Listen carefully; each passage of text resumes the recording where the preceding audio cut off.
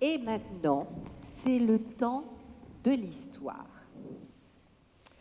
Je me demande, les enfants, si vous avez déjà reçu une bonne nouvelle. Genre, demain, avec l'école, on va voir l'exposition sur les dinosaures et ça va prendre du matin au soir. Ou genre, demain, on va à la piscine avec ta ou ton meilleur ami. Ou encore, papa et maman te disent, alors on fête ton anniversaire, mais cette année, tu peux inviter absolument qui tu veux. Bonne nouvelle, non? Et comment on se sent quand on reçoit une bonne nouvelle? Joyeux. Et encore? Ouais, bien. Et peut-être que on a un peu plus d'énergie, un peu comme un ballon qu'on aurait gonflé, et on a envie de le dire aux autres. Et des fois, on a tellement envie de le dire aux autres, tellement fort, avec tellement d'énergie, que ça déborde. Est-ce que c'est déjà arrivé que vous voyez la mousse du lait déborder de la casserole? Parce qu'on a trop entendu. Ouais. Ou la mousse du champagne déborder. Ouais. Et bien c'est comme ça, quand on a reçu une bonne nouvelle, on déborde. On a envie d'en parler à tout le monde et que tout le monde soit au courant. Et bien, aujourd'hui, dans notre histoire, un des personnages principaux de l'histoire, qui s'appelle Philippe,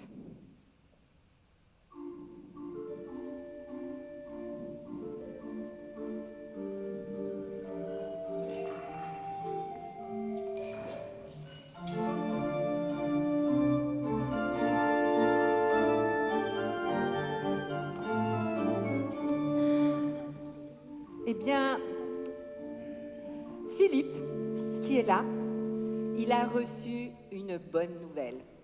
Ou plutôt, il a une bonne nouvelle. Une nouvelle incroyable, énorme. Énorme, c'est que quelqu'un a été plus fort que la mort. Et ça, croyez-moi, c'est vraiment incroyable. Il dit que quelqu'un a été plus fort que la mort. Ça veut dire que la mort, c'est plus la fin. Il y a quelque chose après. Et alors, lui, Philippe, il est tellement, mais incroyablement bouleversé par cette nouvelle qu'il a envie d'en parler à tout le monde. Et cette nouvelle, ce quelqu'un qui a été plus fort que la mort, s'appelle Jésus. On l'a vu mourir. Mais après, on l'a vu de nouveau vivant. Et ces deux choses, la mort et de nouveau vivant, elles sont tellement collées ensemble que même si je voulais maintenant séparer, je ne pourrais pas. Pour chaque fin, il y a un début, et pour chaque début, il y a une fin. Alors, Philippe, lui, il n'en peut plus. Il veut vraiment que tout le monde sache cette bonne nouvelle autour de lui. C'est trop bonne nouvelle. J'ai envie d'en parler à tout le monde. Je voudrais le dire aux voisins, et puis après ça, à ceux qui sont un peu plus loin. Et j'aimerais le dire peut-être même au monde entier. Et c'est ce qu'il fait, Philippe. Il part et il se promène dans son pays et il va partout. Il va à droite, il va à gauche, il va à l'est, à l'ouest, il va au nord, il va au sud. Partout, partout où il peut le dire. Il est trop content de cette bonne nouvelle. Et Philippe, c'est quelqu'un qui ne sait pas faire les choses doucement. Alors il court. Donc il doit se fatiguer. Il voyage avec ses pieds, parce qu'à l'époque, c'est ce qu'on avait. Et de temps en temps, il a besoin qu'on lui indique la direction à prendre. Pas tellement comme le ferait le GPS pour vous dire « va plutôt à droite, ici tourne à gauche, prends la première après ». Non, c'est pas ça. Lui, il a besoin qu'on l'aide à trouver l'endroit où les gens auront vraiment particulièrement besoin d'entendre cette nouvelle. Et pour ça, il a besoin qu'on lui dise à l'oreille, comme dans Dieu t'adresse la parole, il a besoin d'un ange. Voilà, il a besoin d'un ange.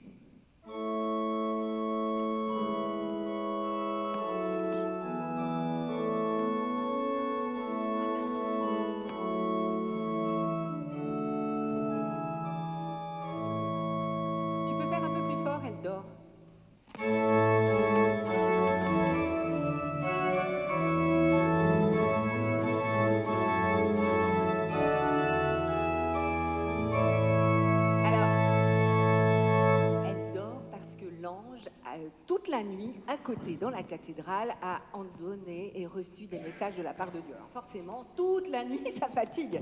Ah, c'est pas une blague, toute la nuit, depuis hier soir jusqu'à ce matin. Donc l'ange est un peu fatigué. Mais on va quand même lui demander de nous dire ce qu'elle a dit à Philippe. Bonjour l'ange. Il faut que je te dise quoi? Excuse-moi de te Ouais, déranger. ouais. Déranger, tiens, c'est drôle, déranger, ange. Dérange. Alors je te dérange parce que j'ai besoin de savoir exactement ce que tu as dit à Philippe pour sa bonne nouvelle. À Philippe. Oui, Philippe. Si tu peux regarder. Philippe, oui. Ouais. Alors voilà, je dis à Philippe, tu vas aller vers le sud sur la route qui descend de Jérusalem à Gaza. Elle est déserte. Pardon. Excuse-moi, alors je ne veux pas remettre en question ce que tu dis, puisqu'en principe tu parles de la part de Dieu, mais tu envoies Philippe dire sa bonne nouvelle sur une route déserte, c'est pas franchement un peu bizarre? C'est bizarre, mais les anges sont spécialistes des choses bizarres, tu devrais le savoir, vous devriez le savoir depuis le temps. Ok, bon, Philippe, t'as compris, il faut que tu ailles sur une route déserte. Ouais, je suis désolée, c'est un peu bizarre, mais c'est l'ange qui a dit. Hein. Oui, je confirme. Et je D'accord. peux me rendormir maintenant? C'est que... Il se pourrait que dans l'histoire, on aurait encore besoin de toi pour entendre ce que tu dis de la part de Dieu encore à Philippe un peu plus loin. Tu peux rester encore un peu réveillé? Je vais dormir que d'une aile, ok. Que d'une aile? Bah oui, que d'une aile. Pourquoi? Bah nous, quand on dort très profondément, on dort sur nos deux ailes. Ah, là, tu veux pas que je dorme trop profondément, c'est ça? C'est ça. Donc je dors que d'une aile. Ok. Non, Bon, elle s'est rendormie. Bon.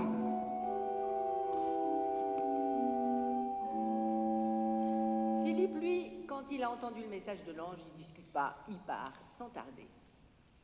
Et il galope, parce qu'il fait tout en courant, jusqu'à la route déserte. Mais voyons que ce qui se passe sur cette route déserte, elle n'est pas tout à fait déserte, comme vous vous en doutez.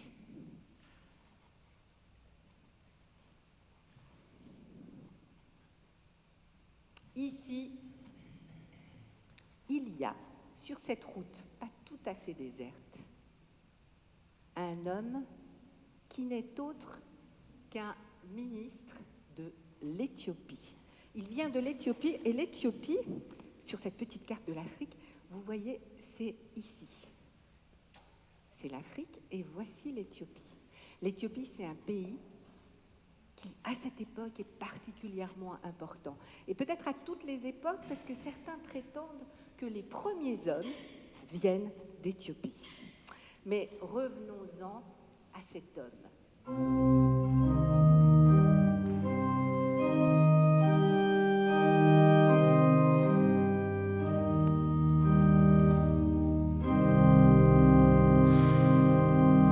C'est un chef, comme vous l'avez entendu, un dirigeant, un ministre. Et sur le pays de l'Éthiopie règne, au moment où cet homme existe, une reine qui s'appelle la reine Candace.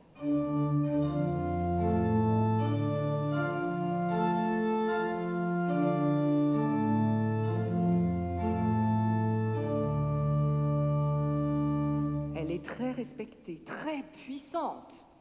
Et lui, eh bien, c'est son premier ministre, son dirigeant, et c'est lui qui s'occupe de tout dans le royaume, à commencer par le trésor de la reine. Il règne absolument sur tout le monde, il donne des ordres, et on ne discute pas ce qu'il dit. Il est le plus important du pays, ben oui, mais après la reine, tout de même. Il revient de Jérusalem.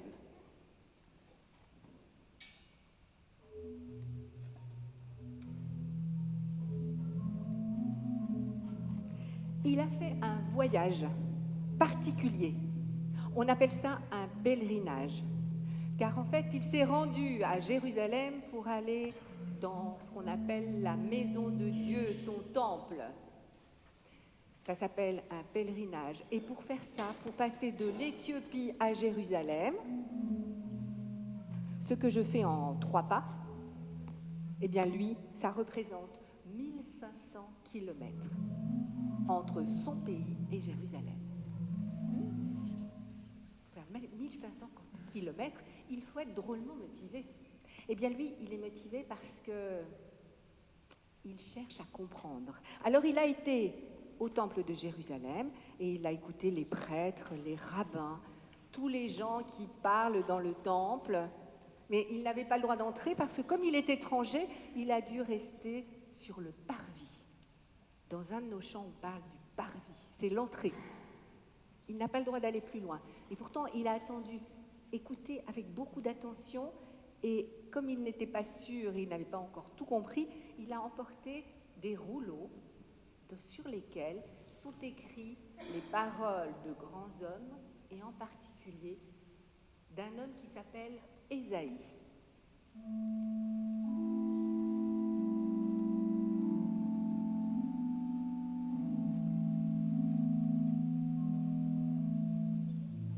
Il cherche à comprendre cet homme. Il cherche à comprendre pourquoi, moi qui suis le Tout-Puissant, j'ai encore au-dessus de moi la reine et encore au-dessus de moi Dieu. Il veut comprendre, et cette envie, c'est comme un creux en lui. C'est comme si quelque chose lui manquait. Vous connaissez bien, vous, les enfants, le manque.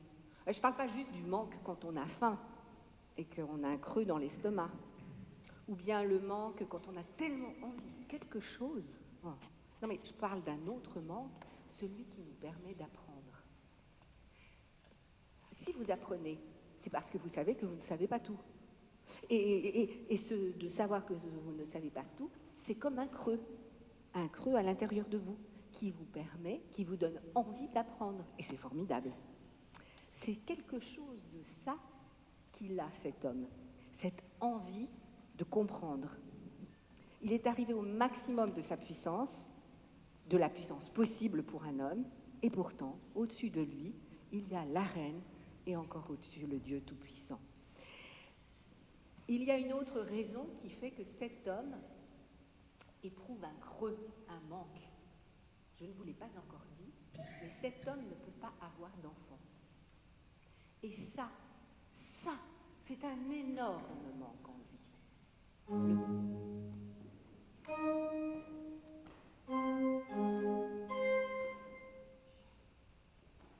Pour cet homme, ne pas avoir d'enfant, c'est un creux. Parce qu'il est tout puissant, il a tout ce qu'il peut avoir, toutes les richesses. Et pourtant, ça, la vie d'un enfant, ça ne lui est pas donné. Il n'a pas la puissance d'avoir un enfant. Alors il va parler au Tout-Puissant, celui qui est le plus grand des plus grands, et il va à Jérusalem pour l'entendre.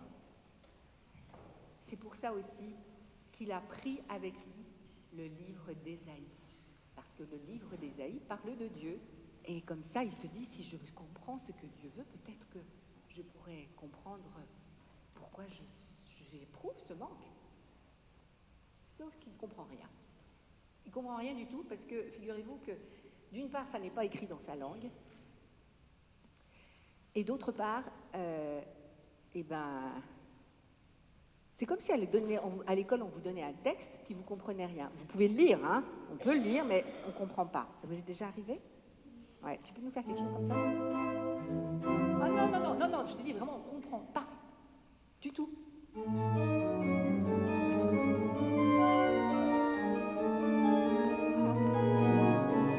Merci Pascal, ouais, c'est ça, c'est comme ça, on ne comprend pas. C'est comme cette musique, on ne comprend pas. Alors, on va voir du côté de Philippe et on le laisse continuer de lire ce rouleau qu'il ne comprend pas. Je te laisse là. On va voir du côté de Philippe et du coup,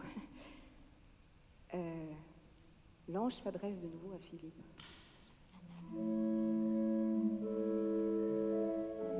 Un peu plus fort, s'il te plaît, parce que je crois qu'elle dort profondément.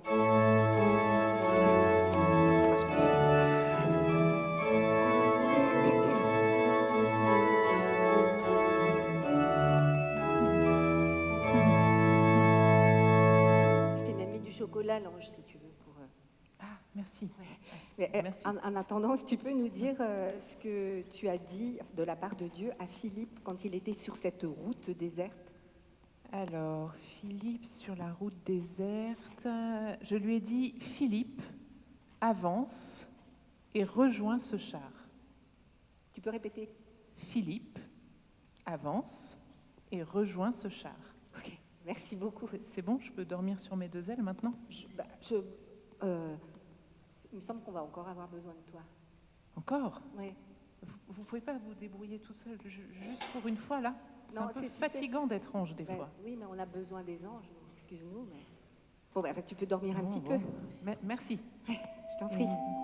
Merci pour le chocolat. Je t'en prie.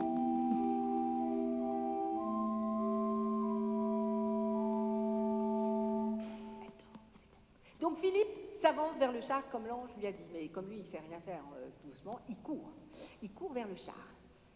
Et il arrive vers le char au moment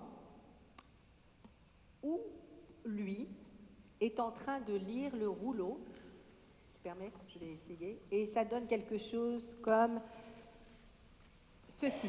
Il entend donc l'Éthiopien qui dit « Basela tevar yuval ukrahel nifne gozeha nehelama velo yiftar piu ». Alors, Philippe demande à l'Éthiopien « Excuse-moi, est-ce que tu comprends ce que tu dis ?» Ouh, comme ça doit l'énerver, ça, l'Éthiopien. Parce que, je ne sais pas si vous avez déjà éprouvé ça, mais quand vous ne comprenez pas quelque chose, puis qu'il y a quelqu'un qui s'approche, puis qui dit « Ça va, tu comprends ce que tu dis ?» C'est affreusement énervant. Évidemment qu'il ne comprend pas. Ça s'entend, non? Et d'ailleurs, l'Éthiopien lui répond « Comment veux-tu que je comprenne s'il n'y a personne qui me guide ?» Alors,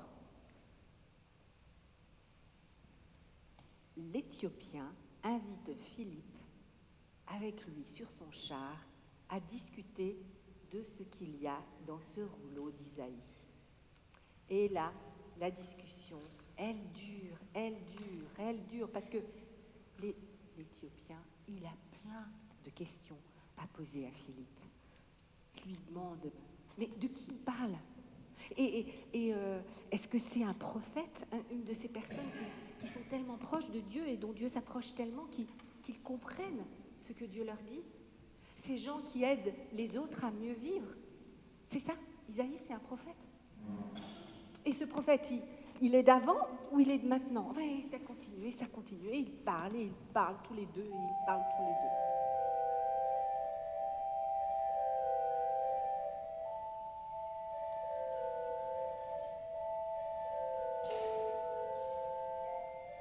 Alors, Philippe lui explique. Il lui parle non seulement de ce qui est écrit dans Isaïe, mais il lui dit aussi, bien sûr, sa grande bonne nouvelle. Il lui explique qu'il y a un autre homme qui est venu et que cet homme a été plus fort que la mort. Et que c'est ça la vraie bonne nouvelle, pas tout ce qui est écrit avant, c'est ça la bonne nouvelle. Et l'Éthiopien, il est trop heureux de l'entendre. Et Philippe, il explique aussi que les personnes qui croient à ça, c'est pas seulement autour de lui, c'est tout le monde entier qui peut croire ça s'il en a envie. Et que les gens qui croient ça, eh bien, ils se font baptiser. Et paf, juste à ce moment-là, voilà-t-il pas que devant eux apparaisse de l'eau. Apparaît de l'eau. Alors l'Éthiopien dit, Philippe, qu'est-ce qui empêche que moi, je sois baptisé? Et Philippe répond, mais rien n'empêche que tu sois baptisé. Alors, c'est ce qui se passe. Philippe et l'Éthiopien descendent du char et Philippe va baptiser l'homme éthiopien avec l'eau qui est là.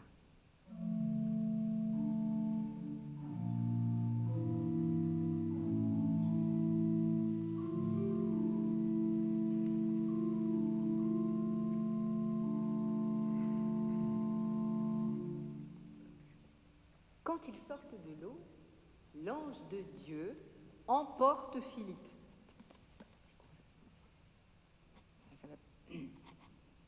L'ange de Dieu. Bon, laisse tomber, Pascal, je crois que je vais amener à l'ange de Dieu, Philippe. D'accord? Parce que moi, je crois qu'elle dort trop bien. Voilà.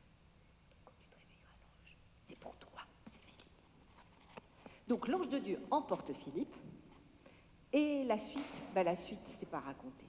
On ne sait pas très bien ce qui s'est passé avec l'Éthiopien. Mais on peut le supposer. Je me demande si ce qu'il a vécu ce jour-là, cet homme, a été tellement fort que ça a un peu comblé le creux qu'il avait en lui, peut-être. Et je me demande aussi si la joie qu'il a ressentie, comme Philippe, l'a rempli. Et je me demande s'il avait envie d'en parler tout autour de lui.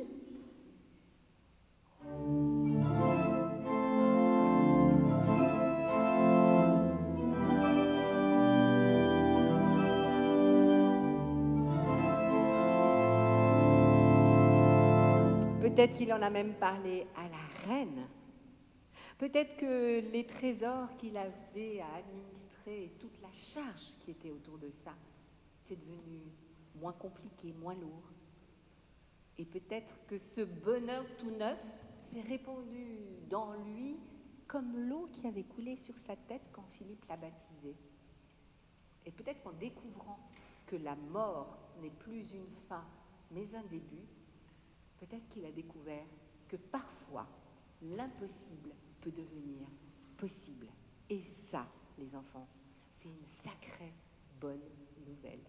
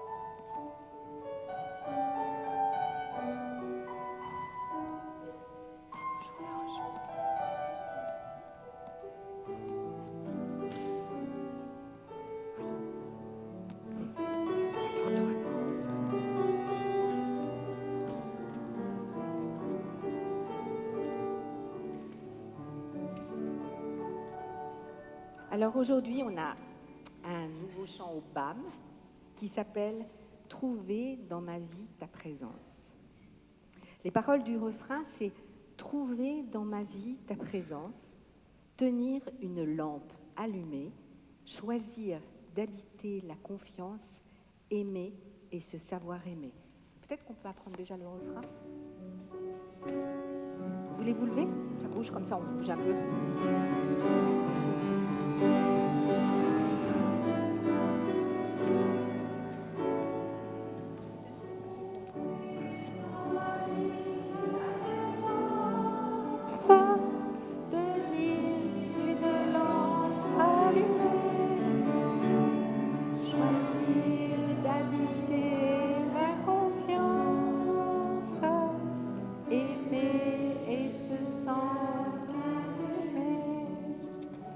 Connaissent, on continue, puis on reprendra tous ensemble le refrain. Et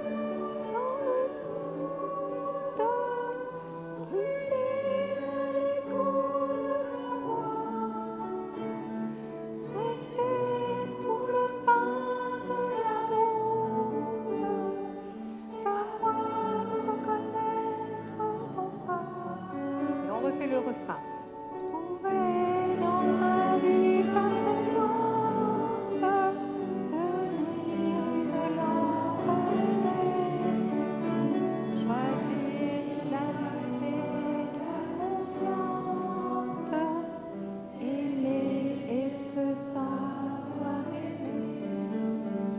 Deuxième refrain, brûler quand le feu brûle ensemble.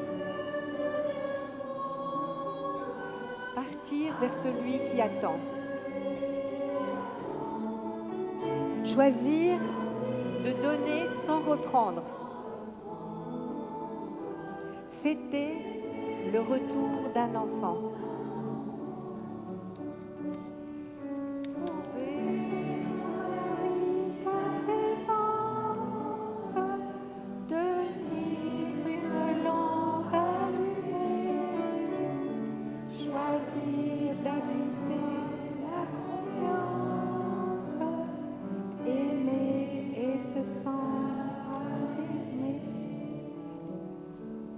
Ouvrir quand tu frappes à la porte.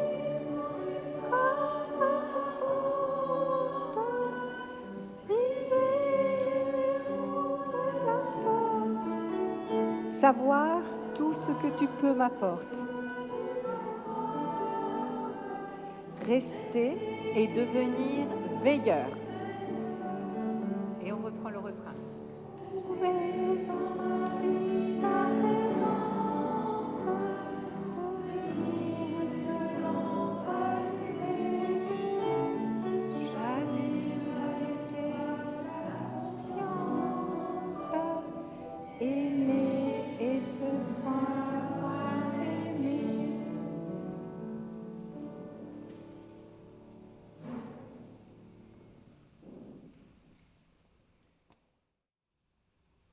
À la fin de chaque BAM, on prend un temps pour prier. Prier, c'est parler à Dieu, lui dire tout ce qu'on a envie de dire à un bon ami, par exemple. On peut le dire avec des mots, on peut le dire avec des silences, on peut le dire avec des danses. Il y a plein de manières de dire les choses, comme il y a plein de manières de dire « je t'aime » à quelqu'un. Aujourd'hui, vous allez repartir avec des mots qu'on vous propose pour parler à Dieu. Est-ce qu'il y a un grand qui voudrait lire ces mots ou une grande? Tu veux, Florence? Ouais. Ou pas, la prochaine fois? Moitié-moitié? Je sais pas.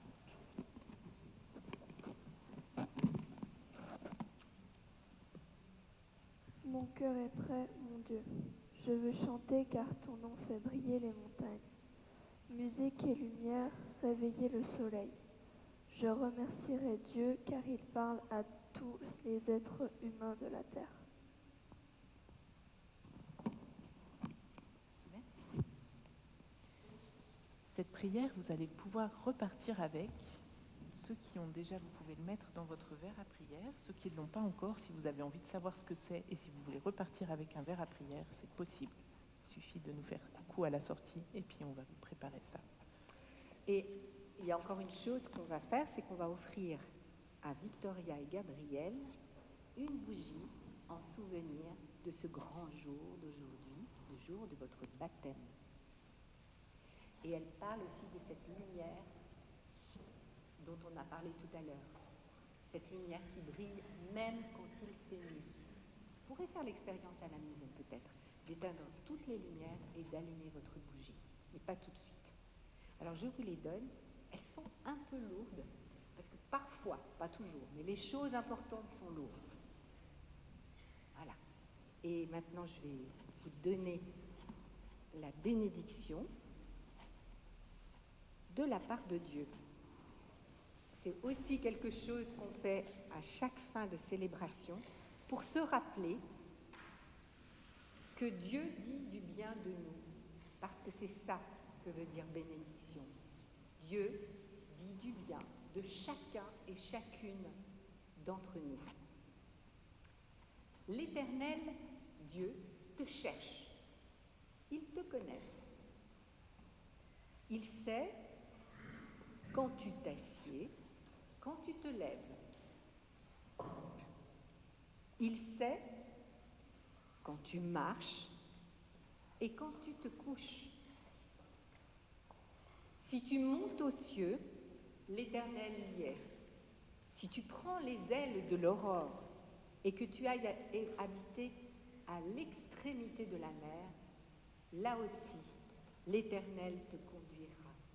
Même la nuit n'est pas obscure pour Dieu. Elle brille comme le jour. Le Seigneur tourne vers toi son visage. Il t'apporte la paix. Il t'aime. allez en paix.